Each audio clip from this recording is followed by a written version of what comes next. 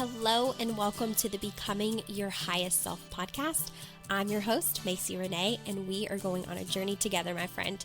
If you've been looking for a podcast geared towards your growth, self-awareness, navigating your brain's daily mind drama, and deep inner work to become your highest and best self, you are in the perfect place. Let's get started.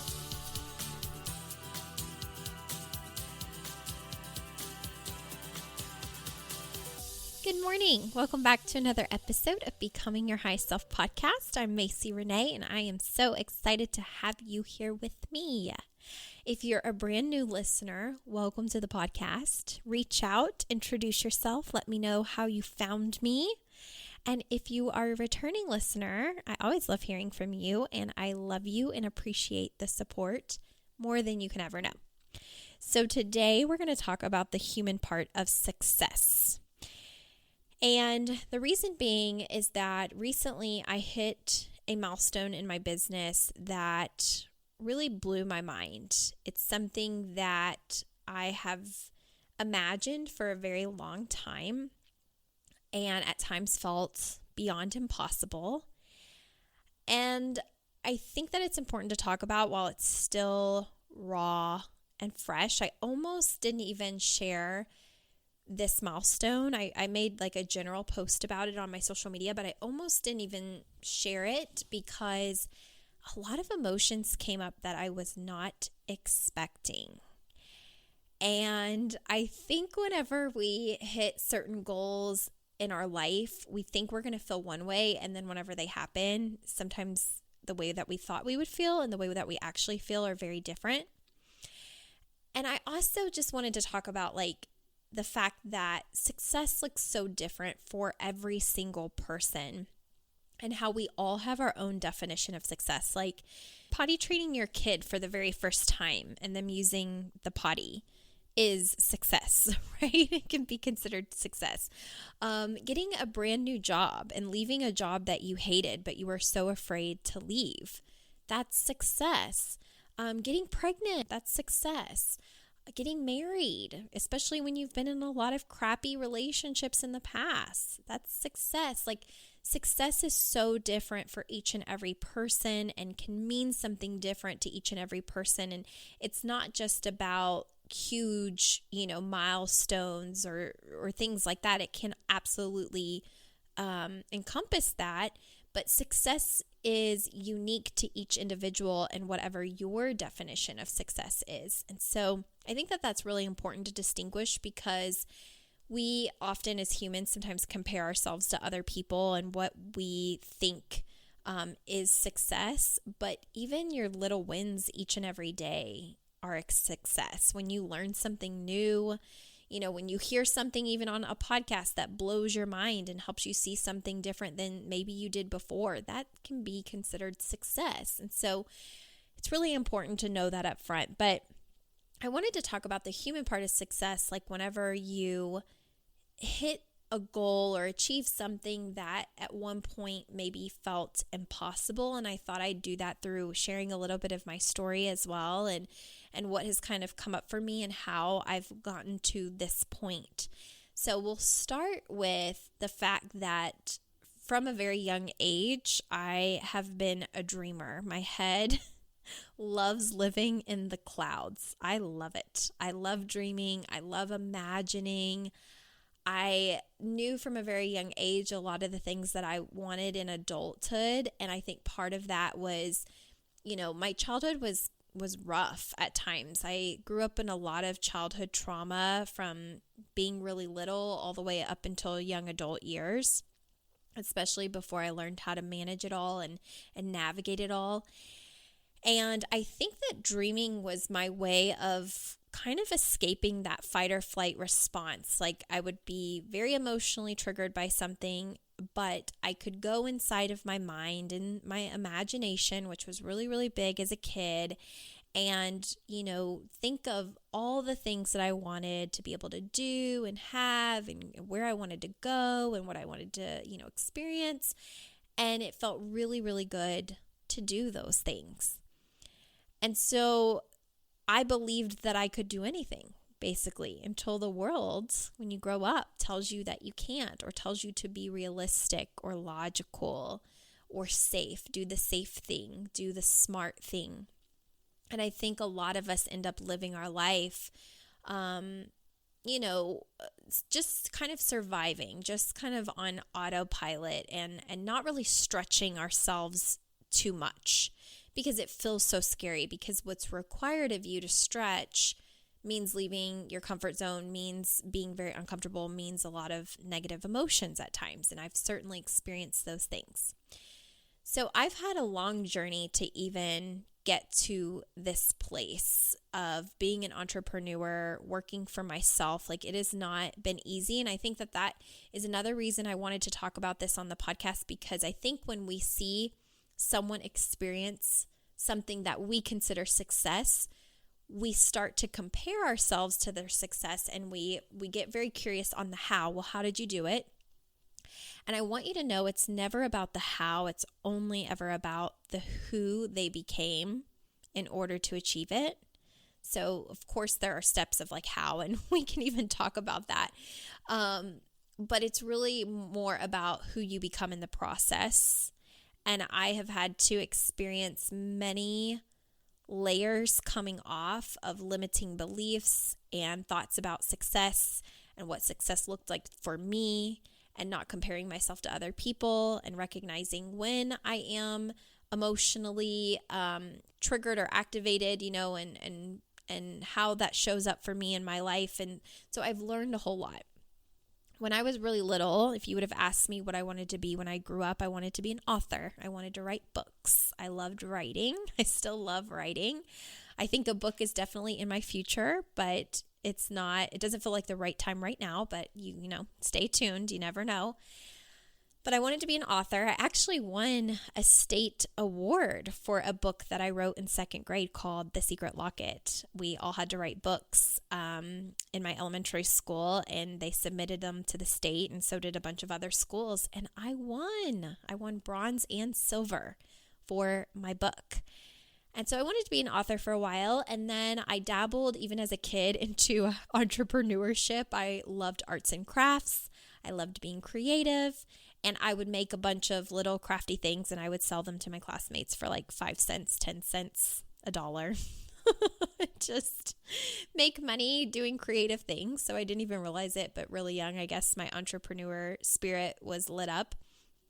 And then somewhere along the lines, I grew up and started really absorbing money beliefs from my family that, stemmed around a lot of lack, and saw a lot of struggles around money, and became very fearful. And a lot of my decisions at that point became around safety for my future, and doing the safe thing and doing the right thing, and trying to avoid the pain that my family endured, even financially. So I grew up in a middle-class family. My grandparents raised me. You all kind of know a little bit about that story.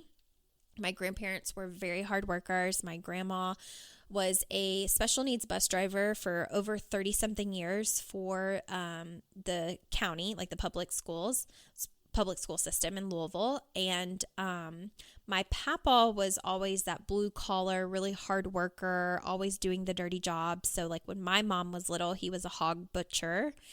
And whenever I was little, he worked in like pipelines and sewer lines and laying them in the ground. And he would come home dirty all the time. And he worked for Metro Public Works, where you see people, doing the salt trucks whenever snow is expected. And whenever we have those bad windy storms where a bunch of trees are knocked down and the power goes out and cables are laying on the ground, like my papa would go make sure that, trees weren't laying in the road and all of that kind of stuff. And he worked really, really hard. And both of my grandparents would be up at 3:30 in the morning every morning, and at work by 5:30 in the morning, and they wouldn't get home till 6 o'clock. So I spent a lot of time with my great grandparents, my Oma and Opa. And we weren't rich, but we weren't poor. We kind of grew up right in the middle, or I grew up right in the middle, probably lower middle class. So this is interesting. I never thought that I would share this, but I was reading a book from a coach that I follow in the industry. She's known as the Money Queen. Her name's Amanda Francis, and she has a book called Rich as Fuck. It's a really good book. Sorry for the language, but that's what the book is called. But she grew up in Oklahoma, and her parents didn't come from a lot of money, and she shared in the book how they used to share bath water. And when I read that, all of a sudden I felt seen, because that is how I was raised as well. I had never had any negative thoughts about it until I was in high school, and I would hear people in my classes talk about like how long they took a shower for, or how they thought baths were disgusting, that you sit in your own filth. Like that's always what they would talk about. And I remember thinking like, oh, that's what my grandparents and I have done my entire life. Like my grandma would get a bath first, and then she would, like, to save money, she would have me use her water, and then like either we'd empty it after that, and then my papa would get in because he was super dirty after work, or sometimes he would just take our water. It's like I still feel cringy saying that, because now I'm assuming that other people are cringing hearing that. And so I'm having an emotional response, but that was just the way that we lived, like very frugal. There were, of course, as a kid, I got things that I wanted, but there was a lot of lackful thoughts around money. Like there's no need to want more, or rich people are snobs. Money is the root of all evil. Money doesn't grow on trees. What do you think I am, made of money? I would just hear a lot of comments around money. And so what that did subconsciously was really shape my beliefs to kind of be afraid of money, to be afraid of spending money, to feel guilt around wanting things. So where I was a big dreamer and very imaginative as a really young child, as I got older, it started to feel a little wrong to dream, or I felt judged for dreaming, or if there was something that I knew that I wanted. Like I've shared with you guys, I've always wanted to build my own dream home from the ground up. Like whenever I would share those things, I would hear comments like, well, money isn't everything, and, a house isn't going to make you happy. And they would just assume like that the things that I was dreaming for, aiming for, was out of being unhappy, which was never really the case. It was just a matter of living day-to-day experiences and wanting to just experience what life could offer, and wanting to get myself there. So anyways, I was taught that going to college would be the answer, and my Oma and Opa really instilled that in me because they struggled financially as well. My Opa was in the military, my Oma was a stay-at-home mom, and then she raised all her kids, who were all very hard workers, and then stepdad worked 2 jobs. And so the things that I heard a lot growing up as a kid were about their money struggles, and about how I needed to make sure that I went to college so that I didn't struggle, and that it was going to be the answer to my success and what dreams that I had. And so I didn't really want to go to college, to be completely honest, but I really wanted to make my Oma and Opa proud, and I pushed through and got through high school, and then I earned a 4-year full ride scholarship to University of Kentucky, where I wouldn't have had to pay for any of my college education. And I worked really hard to be able to get to that place. And then I got into college, and I absolutely hated my experience. I had a lot of traumatic things happen when I was a freshman in college. Maybe another story for another day, and ultimately decided that for my mental health, I was going to forfeit my scholarship. So I've stressed my family out for several years. I mean, I guess it would be if you're listening to this right now and your child gets a full ride, paid for college, and you're thinking, yes, this is amazing. And then your child calls home and says, I'm quitting college. I am not doing this. My mental health is like more important than any scholarship money. That's essentially what I did. So I started stressing my family out, and my head was in the clouds a lot about what I wanted for my life. And, I think that although that they wanted to support me, I think that it was very frustrating for them because they didn't see my vision. They didn't understand. So I went back home, and I didn't drop out of college completely. I decided that I was going to be an occupational therapist. And so I went to a private school and racked up a ton of money in debt that I'm still paying off. And then I joined a relationship marketing company. And I know that everybody, it's a 50-50 split. Some of you are listening to this and you're like, oh my gosh, she did relationship marketing. I'm in that. I love that. That's the greatest experience. And then there's the other half of the population that's probably like, pyramid scheme, gross, relationship marketing. But I have to tell you that without that experience, I would not be who I am today. I would not have this podcast more than likely, and I would not be a coach. When I got into my relationship marketing company, that was my first introduction to personal development and being surrounded by people who actually supported any dream you could think of.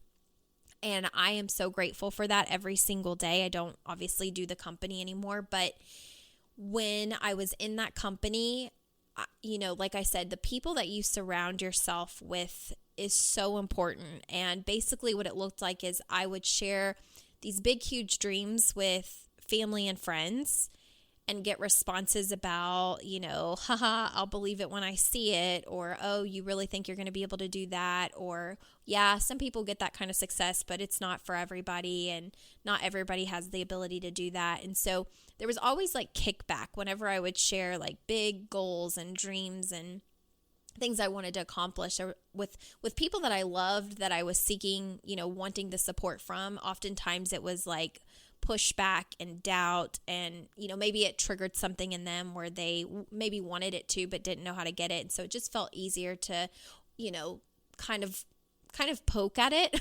Or also, I think our loved ones want to protect us. So I think that sometimes while my family wanted to support me and believe in me, they also wanted to protect me from the fall of failure. And I think that sometimes we really do this in life. We try to protect people from, again, their emotions. And you also try to protect yourself from your emotions. And so I definitely push that boundary a lot because, like I said, I dropped out of college, lost a 4-year full ride scholarship that I had worked really hard for in high school, followed my path. Like for the last, 8 to 10 years, I've just followed my path, even when it's the unpopular thing to do. And what that led to was me meeting my coach and her exploding my brain. Like I thought that personal development itself had stretched my brain, which is basically what this podcast is. And then when you actually hire the coach, it's like the way that my clients have described it, it's like almost like walking into a post office and seeing all of the boxes, except all of those boxes are yours to sort through. And when you open one box, it's Pandora's boxes. It's like there's multiple boxes inside of boxes. They're like all nested in each other, and you have to look at all of it. And it just blows your mind. And so that's kind of what happened to me whenever I started working with my coach. And she started really challenging me on all of the things that were keeping me small. Like here I was able to share dreams that I had for my life, but I had no real idea how to get there because I had so many limiting beliefs around money, so many limiting beliefs around what was possible, just so many self-doubts. My self-concept wasn't there. I saw other people doing it. And so there was a part of me that was like, yeah, that's possible for me. But then at the same time, it was like, well, maybe not. Maybe it'll never happen. It feels like it's never going to happen. And so here's what I want to tell you about the human part of success. When you are going for a goal, the only thing that keeps you from actually achieving that goal is your fear of facing the emotions that feel really, really shitty. Like, for instance, when I decided that I was going to quit my, first college experience and lose my scholarship, I had to be willing to feel awful, to stay true to myself and my mental health at that time, because it really was a traumatic first year college experience, and I could have stuck it out. And maybe if I would have had the tools that I have now, maybe I would have been able to stick it out. But at the time, I didn't have all of the same tools. I had, my 17 years of therapy, but no real tools on like what to do with all of the things that I had endured. And so therefore I followed my gut, my soul, and stepped away. And I think it gave a lot of people heart attacks, but it was what felt good to me. And it didn't always feel good. That's important too, is that the emotions that I felt in staying true to myself, I had to be willing to feel crappy a lot of the time. And I think when you're on a path of success, no matter what that means to you, the only thing that will keep you from having it and achieving it is your unwillingness to feel a wide array of emotions. So 2 years into working with my coach, I knew in my soul that what I wanted to do was become a coach. But I had so much judgment about that because here I was in this, relationship marketing company. I didn't want anybody to judge me if I would have, like I was thinking ahead of like, what if I decide to quit? Are they going to hate me? Are they going to judge me? I'm an occupational therapist. Like everybody's going to think that it's stupid that I'm starting something else when here I was, I should just be happy with my career. And now I'm going to be, leaving maybe this relationship marketing company and starting as a coach. And there's just going to be so many people that judge me and maybe they won't want to be my friend anymore. And I just, at the end of the day, had to be willing to feel awful, feel rejected, feel sad, feel angry, feel frustrated, feel all of the crappy things. And my willingness to feel those emotions are what continued to propel me. So when I launched my business, I had to be willing to put myself out there and feel completely ignored or rejected or judged. And then, even with my clients, I had to be willing to feel afraid and unsure and sometimes a lack of confidence as I worked through it and, sharpened my skills. And throughout the years, what I've learned the most is that when there is nothing you're unwilling to feel, there will be nothing you're unable to achieve. And so I continue to dream and I continue to have these big goals for myself. And I have to be willing to feel failure if I don't hit them and know that I still have my own back and know that I'm still going to be okay. So just recently, you guys know I launched a program. I was talking about how I had so many consults. So many of you all reached out and I signed a lot of one-on-one clients. I signed several people for the Equip Society and felt so excited about that. I genuinely am in a place in my life and business where I'm obsessed with my work. I truly believe in the power of emotional intelligence, and I get emotional when I think of all the clients that have said yes to themselves because I know where I was 8 years ago before all of this work, and I was a completely different person 8 years ago. I was telling a friend how it feels like I've lived multiple lives in my 30 years. And especially in the last 8, it just feels so,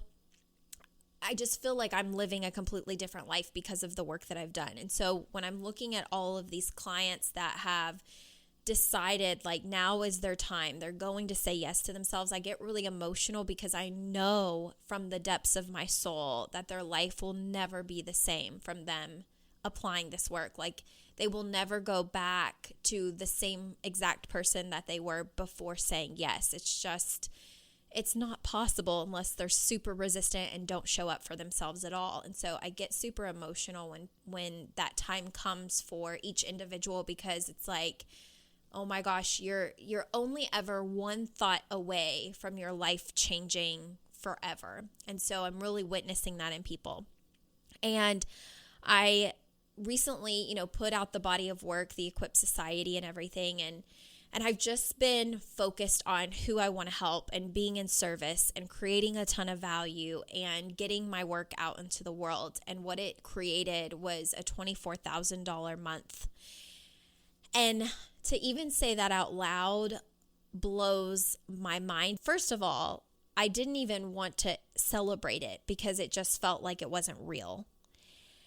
And then it was like, Macy, you need to celebrate it because it's important to acknowledge like your growth. Like that's a really big freaking deal.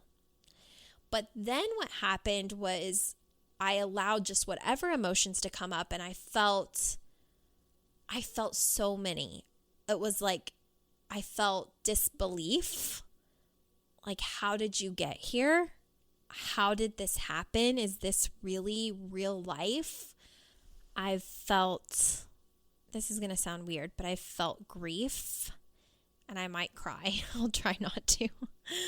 But I felt some grief because my Oma and Opa, when I was little, we would go on camping trips every single year to Rough River in Kentucky. And on the drive there is this home that I love. So if you're from Kentucky and you're leaving South End Louisville and you're on your way to Rough River and you have to go kind of through Fort Knox, as you're driving to Rough River, there comes a point where maybe you're about 30 to 40 minutes away from the lake. And to the left, there's this huge home that sits on the hill. I don't know why I said it like that. Hill. And they have a long driveway, and it's double lined with trees, and they probably own hundreds of acres. And since I was a little girl, every single year, we'd pass that house, and I'd look, and I would just say, I'm going to have a house like that one day. I'm going to have a driveway double lined in trees one day. And my Opa would always say, you can have that. And my Oma would always say, all you have to do is work hard and practice makes perfect. And then years and years, as I got older and I would still be on these trips with them, we'd look over and they'd say, that's Macy's house. And I actually have some friends and clients that when they go to Rough River, this makes me cry too. I'm thankful for people that also hold my dreams close. But when they go to Rough River, they'll take a picture of that house because I've shared that story. And they'll be like, there's your house. There's what you're imagining for your life one day. And I think what makes me emotional is I would always tell my Oma and Opa, like, I know that I will get there.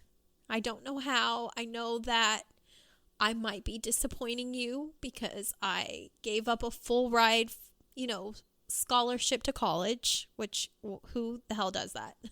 Me, right? I haven't followed the traditional route. I've changed my mind a million times. I've done a million things. I had a cake business at one point. I, started an interior decorating business at one point and did that for like 6 months before I realized I didn't want to be Joanna Gaines.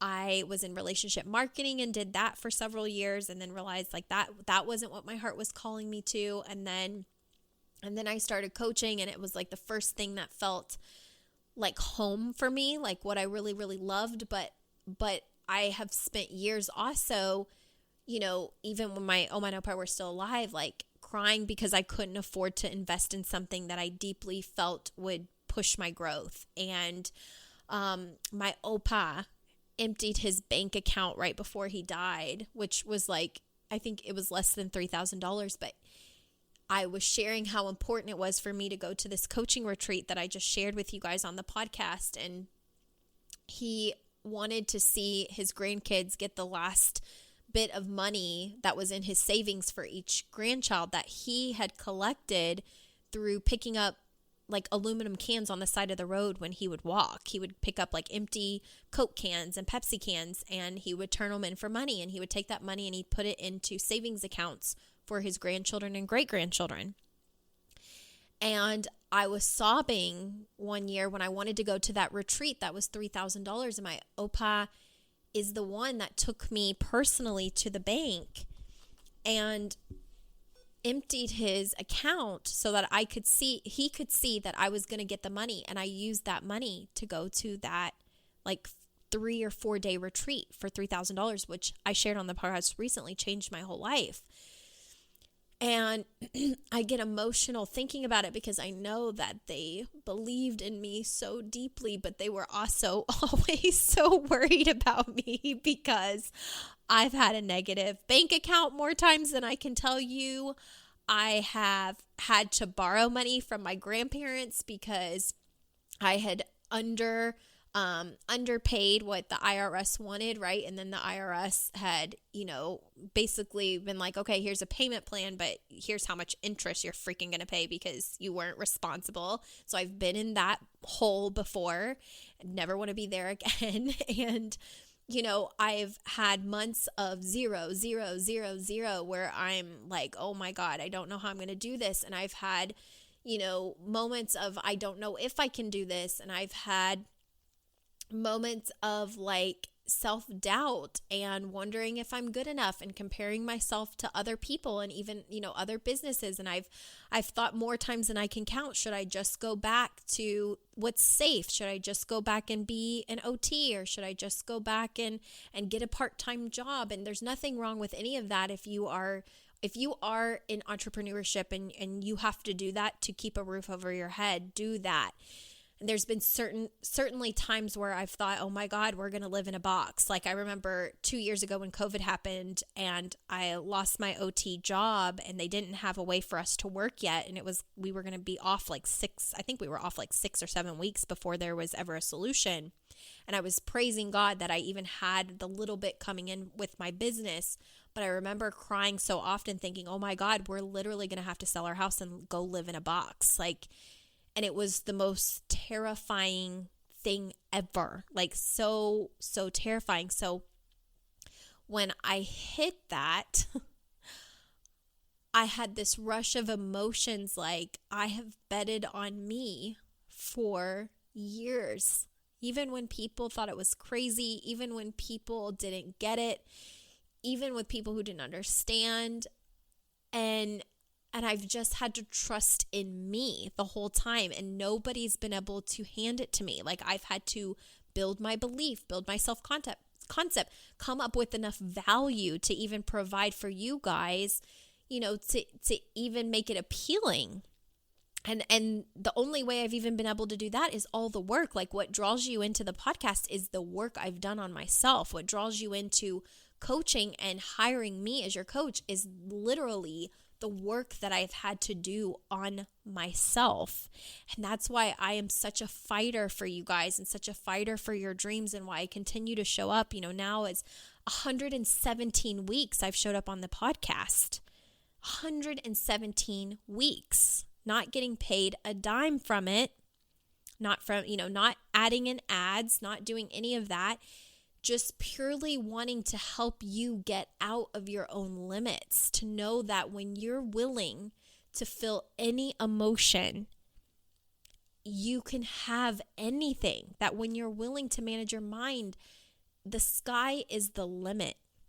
And when you're willing to rewire all of the things that you've been taught that are keeping you small, the sky is the limit.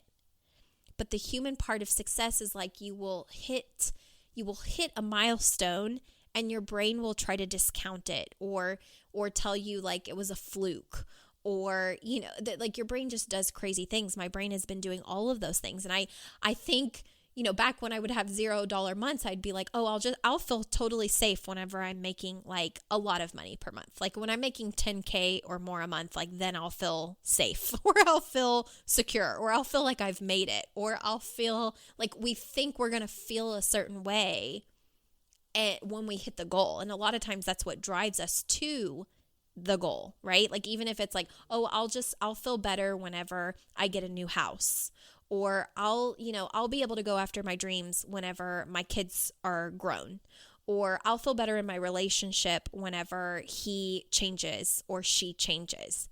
And we're always looking for this external thing to make us feel better. And what actually gets you there, here's the how. If you need to write it down, the actual how is who you are being and the work you're doing on yourself to get there. And the work is so powerful that by the time you do actually get there, it will feel not like fireworks. It just won't.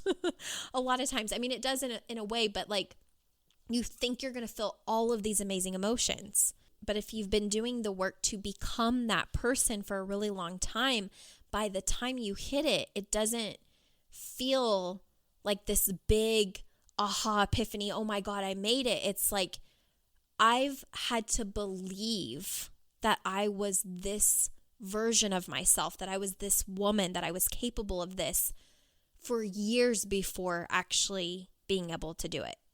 Like I have had to believe that this was possible for me for a very long time. And I think what chokes me up is one, knowing my Oma and Opa. I mean, I know that they're watching, but I think what chokes me up is like knowing how often I would tell them, like, I just know that I will be. I just know that I will be. And sometimes, their response was like, yes, you absolutely will. And sometimes their response is like, well, okay, honey, but don't get your hopes up and then, and then feel upset. Like, it's just not realistic for every single person. And that was their belief. And so sometimes I wish that they could see it. And I recently shared this, milestone with my grandparents. And I think that their mind is blown because while they believe in me too, it's outside of their own self-concept. They just don't understand how it's possible. And I get it because I was there too. I would hear other people reaching different milestones and I would just be like, I just don't get it. I just don't see how that's even possible. And now I know that what it takes is you have to become that person before you're ready. You really do. You have to believe that is inside of you before you're ready. So like if you want to go back to school and you want to become a nurse, you have to believe you're a nurse now. You have to believe that you're going to graduate and go get that dream job that you want now before you've even applied to the school. If you're wanting to make, $10,000 more a year, you have to believe that you're the person that's going to make $10,000 more a year before you're offered $10,000 more a year. I've helped clients do this. I've helped clients increase their salary just by improving their self-concept. Like literally they change as a person through coaching and they get paid more money. Like they actually become the person that, is more assertive and asks their supervisor, or their supervisor just sees a change in them and offers them more money. It happens, but they have to believe it way before it happens. Like that work of believing before it happens is the work. That's the how. People want the steps like, well, what did you do? What did you do? Okay. And then they want to write it down, right? Okay. You became a coach. Okay. Oh, you started teaching emotional intelligence. Got it. Okay. You launched a program. Yeah. You've got a podcast. Okay. Writing this all down. I'm going to go do all of these things. And they might do all of those things and not get anywhere. Trust me, I've been there and done that. You watch the successful people and you think that if you copy all of the things that they do, or you imitate all the things that they're doing, or you talk about what they're talking about, or you launch a program like their program, or you do exactly what they're doing. It happened in relationship marketing all the time. I'm going to do exactly what this top leader is doing. But it didn't work for you. Why? Because the actions themselves don't matter as much as who you are being as you're taking that action. Do you believe in what you're creating?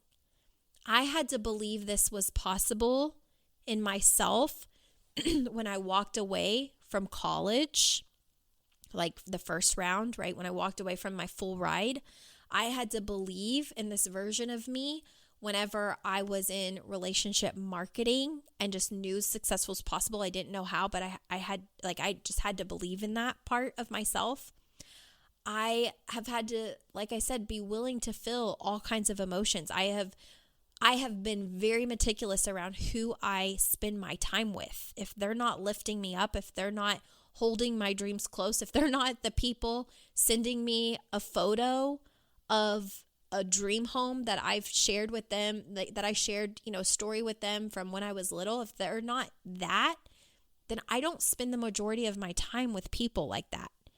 Like if they're the negative Nancy's, if it's never going to happen for you, you're never going to be able to achieve anything, be realistic, money doesn't grow on trees, whatever it is, not everybody gets to take multiple vacations, not everybody's life is great.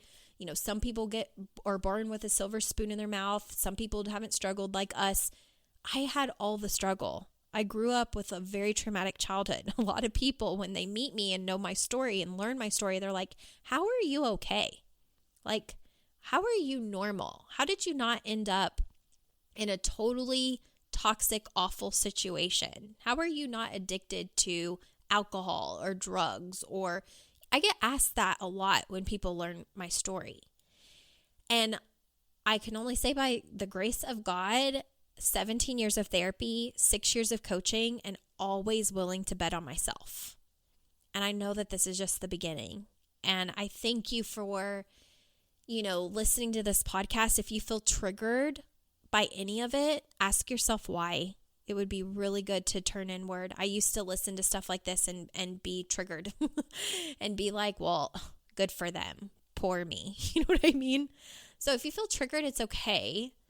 But I will tell you something that is and has helped me for years, that instead of being triggered by the people who are living a life that I want, I learned to follow their lead. And that doesn't mean copying them. It means being willing to get close to them and learn from them and immerse myself in their world and their energy and their thought process and their feelings, right? To figure out what triggers, like when you're triggered by someone who has things that you maybe want for your life, you're triggered because you're unwilling to feel the emotions that are associated with it. Like you might be triggered to feel failure, or you're not willing to feel all of the horrible emotions, but you want the things that maybe they're experiencing. And instead of getting close to that person and learning from them, what often happens with the human brain is that we resist it. We don't want to be around them. We're like, they trigger me. I don't know what I don't like about them. They suck. It's a very human reaction.